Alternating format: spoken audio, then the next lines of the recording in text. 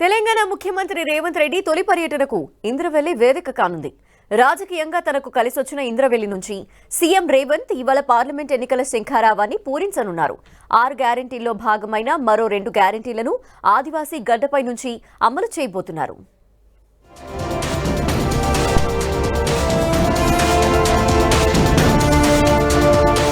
ఇంద్రవెల్లిలో CM Revanth Reddy పర్యటన. CM హోదాలో తొలిసారి జిల్లా పర్యటన. రేవంత్ కు సెంటిమెంటుగా ఆదివాసీ గడ్డ ఇంద్రవెల్లి. పీసీసీ చీఫ్ హోదాలో 2022 ఆగస్టు 9న పర్యటన. ఇప్పుడు సీఎంగా అడుగు పెట్టనున్న రేవంత్ మరో 2 గ్యారంటీలకు సీఎం రేవంత్ శ్రీకారం. ఇంద్రవెల్లి వేదికగా పార్లమెంటు ఎన్నికలకు శంఖారావం.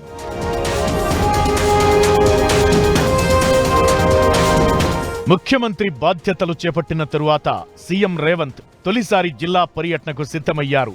ఆదివాసీల పోరుగడ్డ ఇంద్రవెల్లి సీఎం పర్యటనకు వేదిక కానుంది. పొలిటికల్ సెంటిమెంట్ గా రేవంత్ ఆదిలాబాద్ జిల్లాను తన తొలి పర్యటన కోసం ఎంచుకున్నారు. గతంలో పీసీసీ హోదాలో మొదటిసారి ఇంద్రవెల్లి దళిత గిరిజనుల ఆత్మగౌరవ సభలో పాల్గొన్న రేవంత్ అదే సెంటిమెంట్ తో ఇప్పుడు ముఖ్యమంత్రి హోదాలో ఇంద్రవెల్లి గడ్డపై అడుగు పెడుతున్నారు. హైదరాబాద్ నుంచి ప్రత్యేక హెలికాప్టర్లో సీఎం ఆసిఫాబాద్ కు బయలుదేరతారు. మొదట కేస్లాపూర్లో నాగోబా దేవతను దర్శించుకుని అక్కడ ప్రత్యేక పూజలు చేస్తారు. ఆ తరువాత ఇంద్రవెల్లికి చేరుకుంటారు.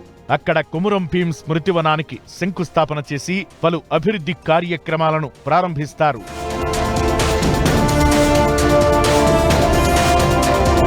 ఇంద్రవెల్లి వేదికగా తెలంగాణ పునర్నిర్మాణ సభ పేరుతో జరగనున్న భారీ బహిరంగ సభలో సీఎం రేవంత్ పాల్గొంటారు. అక్కడి నుంచే పార్లమెంటు ఎన్నికల శంఖారావాన్ని పూరిస్తారు. ప్రభుత్వం ప్రతిష్టాత్మకంగా భావిస్తున్న 6 గ్యారెంటీల్లో మరో 2 గ్యారెంటీలను ఆదివాసీ గడ్డపై ప్రారంభించనున్నారు సీఎం.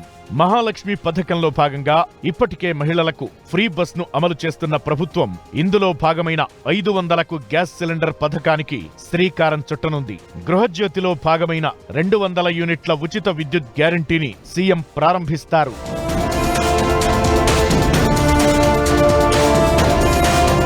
సీఎం పర్యటన సందర్భంగా అధికారులు, పోలీసులు అప్రమత్తమయ్యారు. ఆయన పర్యటించే ప్రాంతాన్ని భద్రతా సిబ్బంది తమ ఆధీనంలోకి తీసుకున్నారు. నాగోబా ఆలయం, సభా ప్రాంగణం వద్ద ప్రత్యేక భద్రత ఏర్పాటు చేయనున్నారు. తెలంగాణ పునర్నిర్మాణ సభ సక్సెస్ కోసం కాంగ్రెస్ నేతలు ఉమ్మడి జిల్లా నుంచి పెద్ద ఎత్తున జన సమీకరణ చేస్తున్నారు.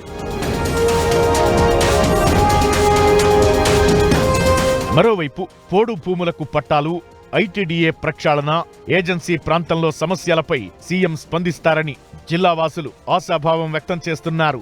నాన్ ఏజెన్సీ ఏరియాతో పాటు ఉమ్మడి జిల్లాకి వరాలిస్తారని భావిస్తున్నారు.